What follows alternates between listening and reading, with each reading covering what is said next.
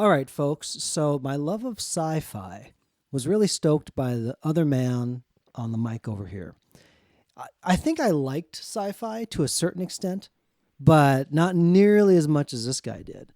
And he sucked me into the wormhole and never came back out again. Yeah, and I mean, so growing up, I was into sci-fi because my dad was into sci-fi, and my mom was just kind of like whatever, you know.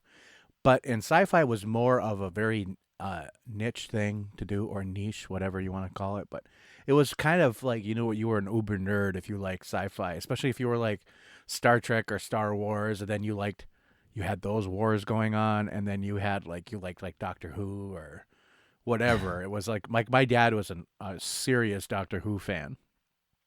And so some of my like favorite memories of him and I are like Friday night watching Doctor Who late till late because it was like Ah, it would come on and we could watch it till like 10, you know.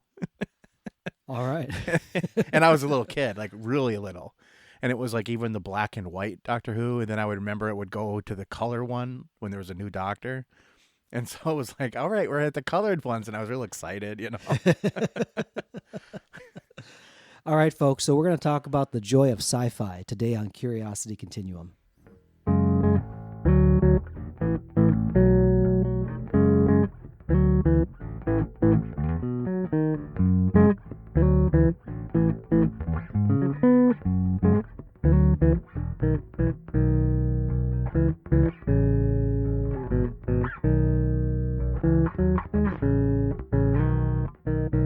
Hey everybody, this is Josh. And this is Brian. Welcome to the podcast for Curiosity Continuum. Curiosity Continuum is an industry innovating, non-traditional company passionate about growing wisdom in the next generation. We are the essential bridge between the analog and digital worlds by building collaborative communities that unleash the power of adaptive expertise and innovation needed to thrive in the 21st century. We combine and mix essential elements needed to empower people to succeed in new ways, not possible outside of a creative, thoughtful, diverse community of fellow curious people. Follow us on your favorite podcast app to receive notifications of new content. If you like what you hear and you want to dive deeper, visit us at curiositycontinuum.com. Thanks for tuning in, and let's start the conversation. And we'll pick it back up because we had a little bit longer intro this time, as Josh was saying, Yeah. while the music was playing in the background. Yeah, the fancy music. The fancy music. Kind of sci-fi-ish music. Not really, but... Well, we'll have to do an episode probably about the theme song because I can go really nerdery into it, and it's actually a really good story around it. Yeah. But that's another episode, folks. So sci-fi for me, I think, started some of it with Josh. He got me into Star Trek: The Next Generation, and that still has a near and dear place in my heart. That's how I first knew of Patrick Stewart, long before he was ever Professor Xavier. Oh, yeah. The only other thing he had done before that, I think, well, he has done other things, but like Dune was probably the biggest thing he did. That was the original Dune, not the Dune that was just recently made. Well, the original to the remake of one from way back, or like some kind of like... The OG. Yeah, some movie way. I think, though, that was like the first movie version of it. Like full movie version, yeah.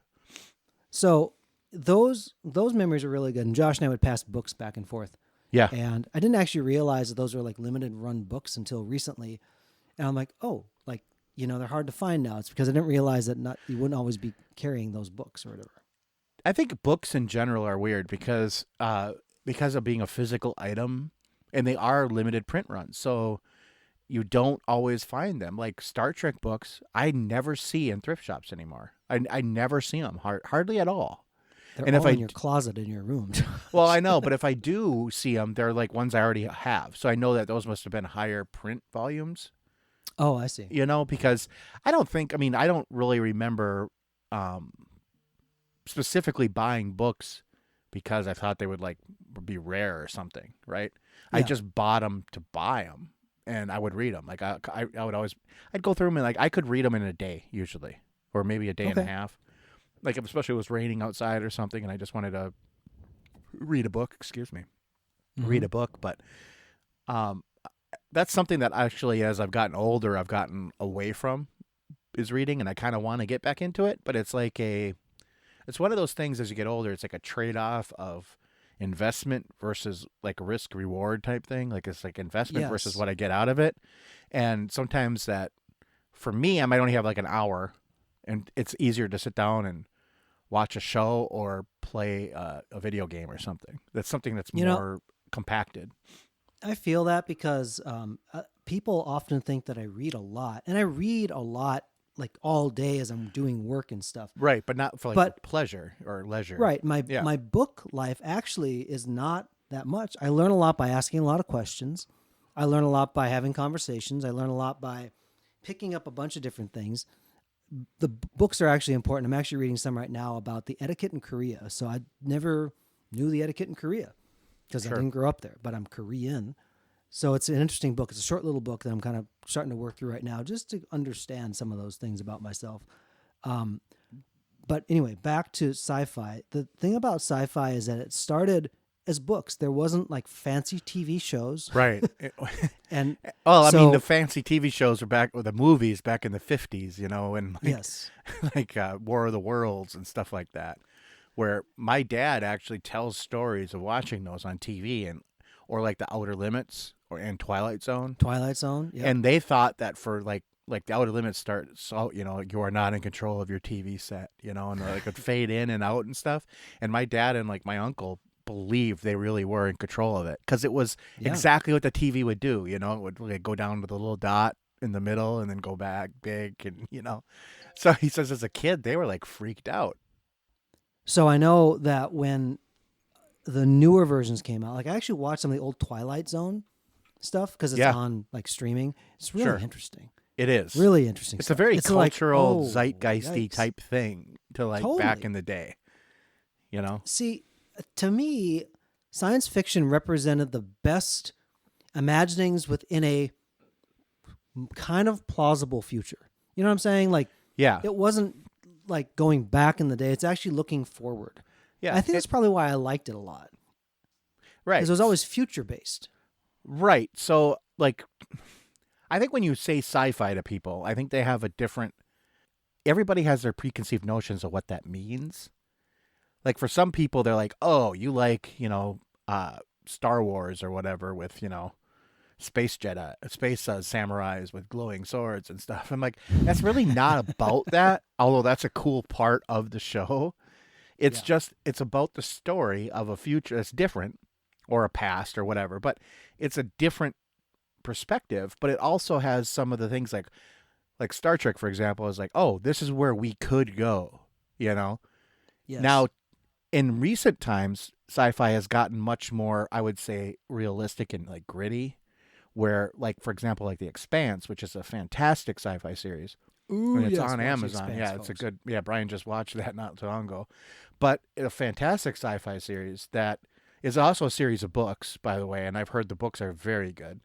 Um, where it's more of realistic from like our technology standpoint, and it's not that far in the future. It's like a few hundred years total. The whole thing.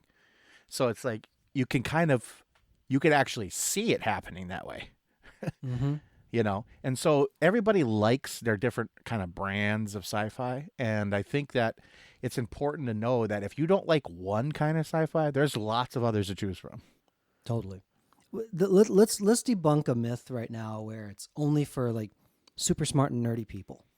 Now a lot of smart nerdy people do like sci-fi, Right. but you have to understand that people like will take the original Star Trek, right, when it aired in the 60s.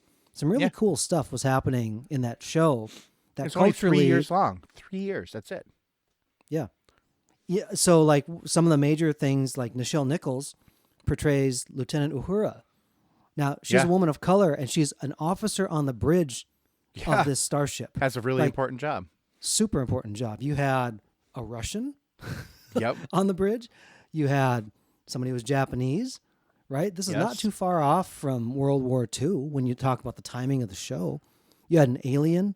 I mean, like, all these different kinds of things were happening there as a social commentary and almost like this is what the world could be like.